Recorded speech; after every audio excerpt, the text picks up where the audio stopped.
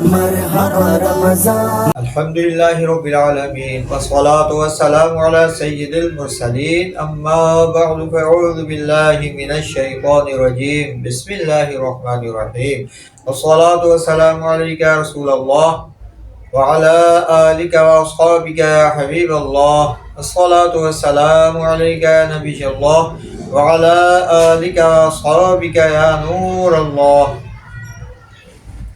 تلاوت قرآن مجید کا ذوق اور شوق رکھنے والے اس موضوع کے تحت انشاءاللہ آج حضرت سیدنا بہاؤالدین زکریا ملتانی رحمۃ اللہ تعالی علیہ کا ذکر خیر سنیں گے. اللہ پاک سے دعا کہ سن کر یاد رکھ کر عمل کی توفیق عطا فرمائے.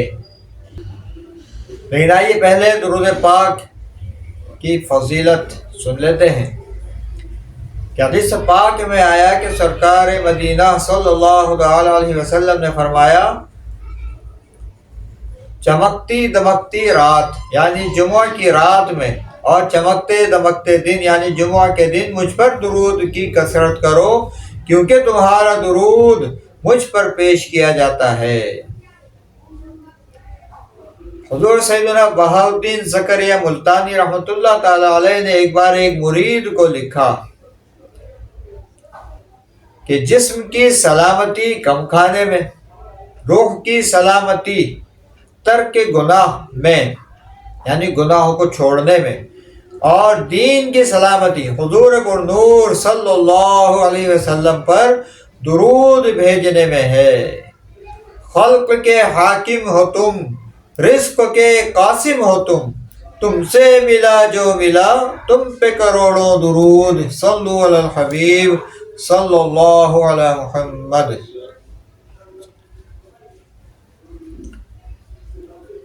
پیارے اسلامی بھائیوں اور اسلامی بہنوں، پاکستان کا مشہور شہر مدینۃ الاولیاء ملتان شریف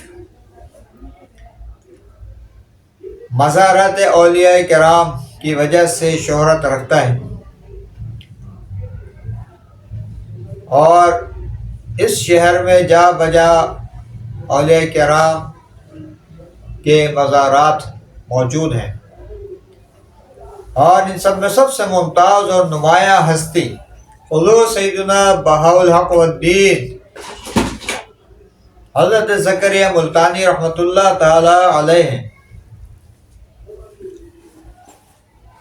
تو آپ قرآن پاک سے بہت محبت فرمایا کرتے اور اس کی تلاوت بھی فرمایا کرتے اور اس سے شغف رکھا کرتے تھے. چنانچہ منقول ہے کہ ایک مرتبہ ایک محفل میں آپ تشریف لے گئے اور اہل محفل سے فرمایا کہ تم میں سے کوئی ایسا ہے کہ جو 2 رکعت نماز کی نیت باندھے اور 1 رکعت میں پورا قرآن پاک ختم کرے اور مزید 4 پارے بھی تلاوت کرے. تو آپ کی بات سن کر دیگر افراد خاموش رہے اور کسی کو ہمت نہ ہوئی. چنانچہ جب یہ خاموشی اور کم ہمتی ملاحظہ فرمائی تو آپ خود ہی ایک طرف ہو کر نماز کے لیے کھڑے ہو گئے اور 2 رکعت کی نیت باندھ لی، اور جیسا کہ ارشاد فرمایا تھا خود اس پر عمل کیا، یعنی پہلی رکعت میں پورا قرآن پاک ختم فرمایا اور مزید 4 پارے آپ نے پڑھ لیے. جبکہ دوسری رکعت میں سورہ اخلاص کی تلاوت کی. سبحان اللہ. تو نماز اور تلاوت قرآن پاک سے ایسی محبت ہونی چاہیے جو بزرگوں کو ہوا کرتی تھی. اور بہاؤالدین زکریا ملتانی رحمۃ اللہ تعالی علیہ کے تو کیا کہنے کہ ان کے متعلق تو علماء کرام نے لکھا کہ عالم شیر و خوارگی یعنی دودھ پینے کی عمر میں بھی قرآن پاک سے کیسی آپ کو محبت تھی اور کیسا ادب تھا اس وقت بھی اللہ پاک کی دی ہوئی توفیق سے.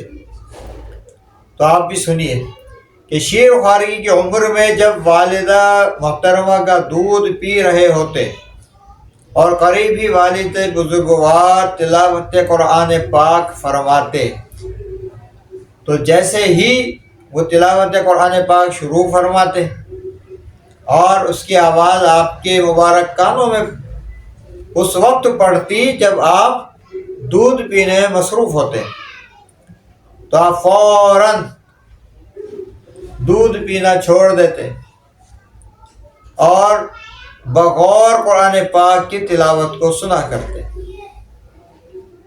یہاں تک کہ جب والد صاحب تلاوت سے فارغ ہوتے تو آپ بھی پھر دوبارہ دودھ پینے میں مصروف ہو جاتے۔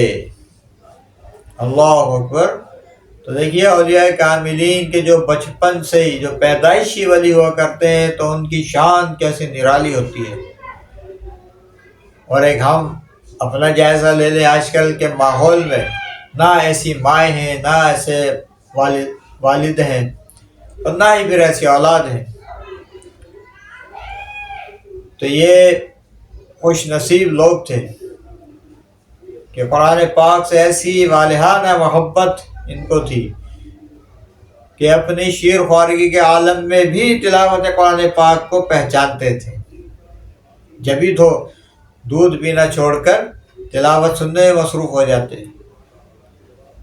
اور ایک ہمیں آج ہٹے کٹے ہو کر 30 سال 40 سال 60 سال کی عمریں ہو جاتی ہیں، کہیں تلاوت قرآن پاک سننے بیٹھے ہو تو کبھی ادھر دیکھتے ہیں تو کبھی ادھر دیکھتے ہیں، کبھی جسم کو کھجاتے ہیں، کبھی داڑھی سے کھیلتے ہیں تو کپڑے سے کھیلتے ہیں، کسی کو آواز دیتے ہیں، کوئی آ جائے تو اس سے گلے ملنے کے لیے کھڑے ہو جاتے ہیں۔ بڑی محفل میں تلاوت قرآن پاک سنتے ہم بھی بیٹھے ہوتے ہیں، لیکن یہ سارے کام ہم کرتے ہیں، تو یہ ادب کہاں ہوا؟ تو ادب ان بزرگوں سے ہی ملے گا۔ تو اللہ پاک ہمیں ان کے صدقے میں قرآن پاک کا ادب عطا فرمائے، اس کی تلاوت کے آداب کا خیال رکھتے ہوئے ہم ذاتی طور پر تلاوت قرآن پاک کریں، اور جب کہیں محافل میں ہو قرآن پاک سننے کا جب موقع ہو تو قرآن پاک کو با ادب ہو کر، ہو سکے تو آنکھیں بند کر کے سننے کی عادت بنائیں، کیونکہ قرآن پاک میں تو دیکھیے خود اللہ پاک نے ارشاد فرمایا نا کہ اور جب قرآن پڑھا جائے تو اسے کان لگا کر سنو اور خاموش رہو کہ تم پر رحم ہو۔ اللہ اکبر۔ تو اللہ پاک ہم سب کو قرآن پاک پڑھنے کا، سننے کا ادب عطا فرمائے۔ وما علینا الا البلاغ المبین۔